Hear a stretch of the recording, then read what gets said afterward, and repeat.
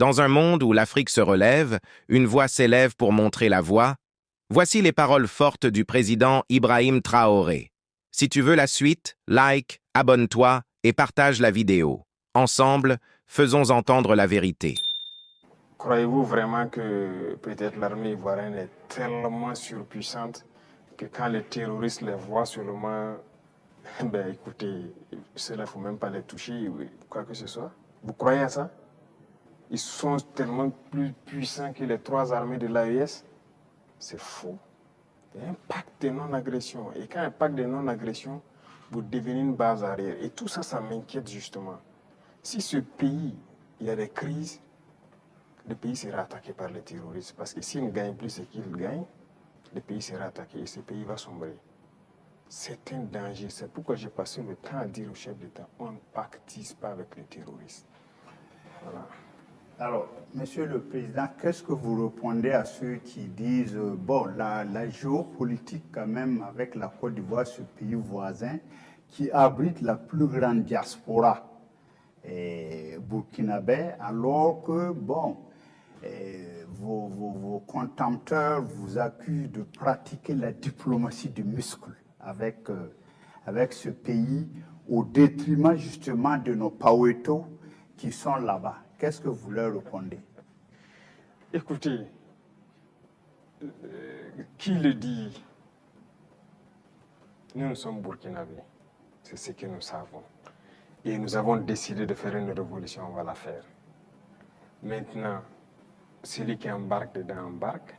Nous ne pouvons pas être dans une révolution et vouloir faire un autre modèle de diplomatie. Je vous ai dit la diplomatie mensongère et tout ce qu'il y a. On n'est pas prêt à être dans ce sillon-là. S'il y a quelque chose qui ne va pas, qu'on ait le courage de vous dire ça ne va pas. Il ne faut pas faire d'hypocrisie. Généralement, les gens devant les micros et tout ça, non, tout va bien, si c'est ça, on est en train de... C'est faux, ça ne va pas bien. Il faut avoir le courage de le dire, il faut qu'on s'asseye, qu'on parle et qu'on se dise la vérité. Mais si les gens ne veulent pas ça, parce que juste dans leur tête, bon, il faut que ces gars-là quittent, parce qu'on ne veut pas de révolution en Afrique de l'Ouest. Ça ne va pas marcher. Donc, chacun se prépare à assumer les conséquences voilà, de la situation. Alors, pour sortir de la Côte d'Ivoire, Monsieur le Président, on reste quand même au niveau de l'AES. Vous avez certainement suivi le dernier sondage fait par nos confrères de Jeune Afrique. Et avec des résultats qui peuvent sembler étonnants, les populations des pays francophones sont tous favorables à l'AES. Je dirais, même la Côte d'Ivoire, à 66%, apprécie ce qui se fait au niveau de l'AES. Alors, comment est-ce que vous recevez ce message? Ah bon? Je n'ai même pas pu suivre ça, parce que moi, je ne suis plus ce média. Hein. On comprend, c'est un sondage qu'ils ont commandé. Peut-être qu'ils ne s'attendaient pas à ce résultat, mais le résultat est tel. Ils ont été au Cameroun, ils ont été au Sénégal, ils ont été au Bénin, ils ont été en Côte d'Ivoire. Et là-bas, les populations sont tous favorables à l'AES et apprécient dans leur grande majorité ce qui se fait au niveau de l'AES. C'est logique, je dirais. Les populations ouest-africaines sont la plupart du temps liées. C'est la même famille. C'est le colon qui nous a divisés. Hein.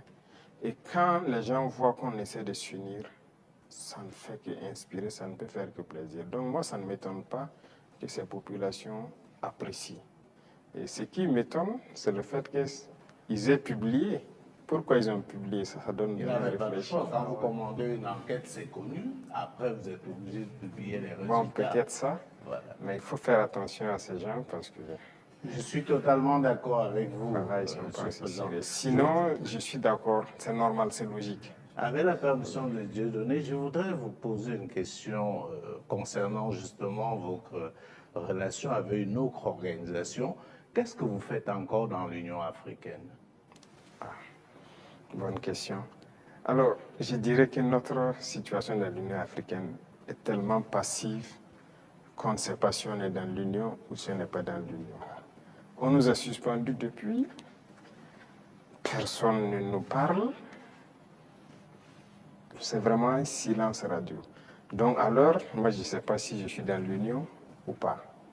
Mais est-ce qu'il ne faudrait pas marquer le coup en posant aussi un acte historique, comme cela a été le cas avec la CEDEAO, en claquant la porte à une institution qui visiblement ne sert pas à grand-chose? J'ai eu à discuter avec un diplomate de cette organisation et après, nous avons vu qu'ils ont nommé un médiateur, le président burundais, qui devrait même venir ici la semaine passée, je pense, mais après, il y a eu question d'agenda avec nous. Et on l'attend, on veut l'écouter d'abord, parce que nous-mêmes, nous voulons savoir pourquoi il se comporte comme ça.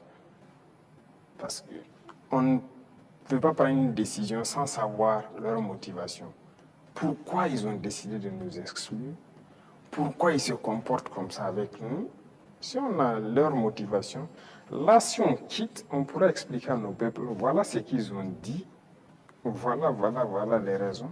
Et donc, nous, on décide de quitter. C'est la même chose que la CEDEAO. On a quitté, mais si on nous demande pourquoi on a quitté, on peut vous expliquer. Mais aujourd'hui, si on quitte l'Union et qu'on nous demande, nous-mêmes, nous ne savons pas pourquoi ils nous ont suspendus. Pourquoi ils se comportent comme ça. Certes, ils ont dit qu'on est anticonstitutionnel, mais au jour d'aujourd'hui, je pense que... Tu veux la suite? Like et abonne-toi et partage. La vérité doit se faire entendre.